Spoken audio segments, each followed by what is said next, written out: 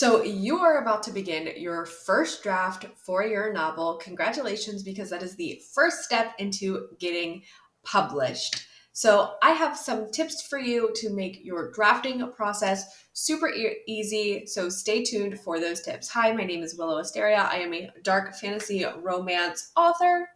And the very first tip that I have for you guys is before you even start writing your words, you want to make a map. This is going to be a map of the place where you're going to be having you're not it doesn't need to go into the book. It can. A lot of people put maps into their works. However, you're going to do this by one, you can kind of draw a rudimentary map.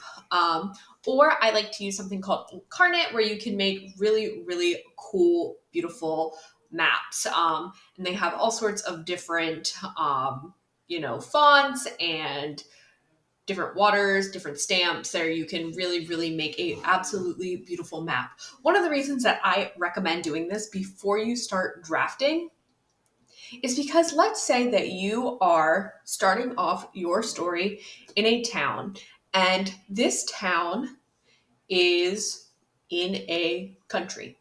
And at some point, you're going to be leaving this town. Where are you going? What direction are you going?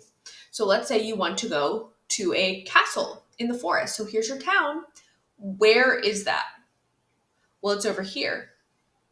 Well, now where is it this castle in relations to this other town? Well, maybe it's down here. Well, what about up here? If you have a map, and it doesn't need to be a good map, it just needs to be something that kind of marks where things are. One, you're going to know at what point, what directions you're going to be talking out within your work. It is one of the things that I regret the most about the Bloodsinger trilogy is I did not make a map prior to starting this. I had absolutely no idea where I was half the time. I was like, am I going up? Am I going down? Where is this country in relation to the other countries in the world? What is happening? Where am I going? And I have definitely rectified this in future works for sure. I have made maps for other places, even if they are just little hand drawn maps of, here's where the castle is versus here's where this is and this is and this is. Or let's say all of your book is done in one town.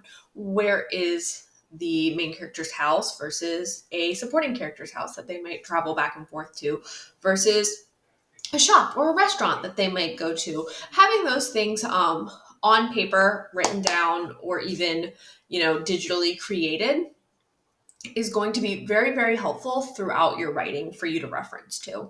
Another thing that I definitely recommend doing before you start drafting is going to be making character sheets for your characters. Now, I have talked about this in another video, but I'm going to go a little bit more in depth with it here.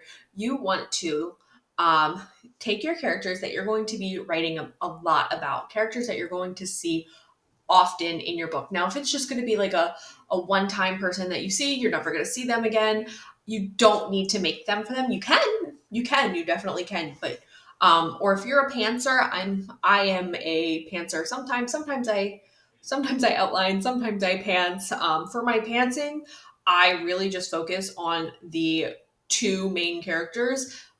But if I am outlining and I know that there's going to be, multiple main characters and there's going to be a huge cast, I will make them for all of the, the big players. And here are some of the things that you may want to include in your character sheets. Number one, what are their names? Very important. Their full names, because you might only mention their middle name in, one scene.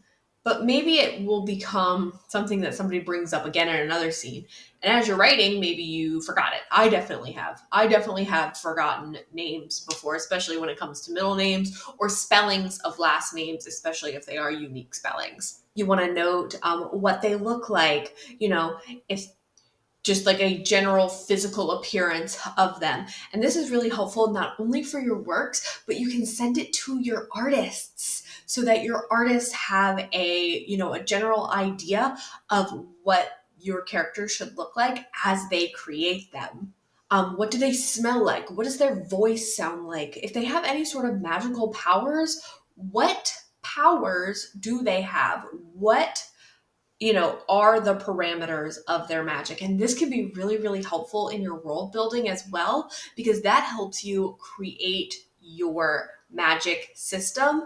And when you have it written down, you're less likely to break your magic system by mistake. Those are the two big things that I highly recommend that you do prior to starting any sort of first draft. Once I have done those two things, I am ready to jump into my drafting process, whether that be create an outline or go ahead and start writing with chapter 1. Let me know in the comments if there's anything that you do prior to you starting drafting to help you prepare for your drafting process. And make sure you hit that subscribe button to see more tips like this. We post videos every Wednesday at 6 p.m. Eastern Standard Time. So I will see you guys next week.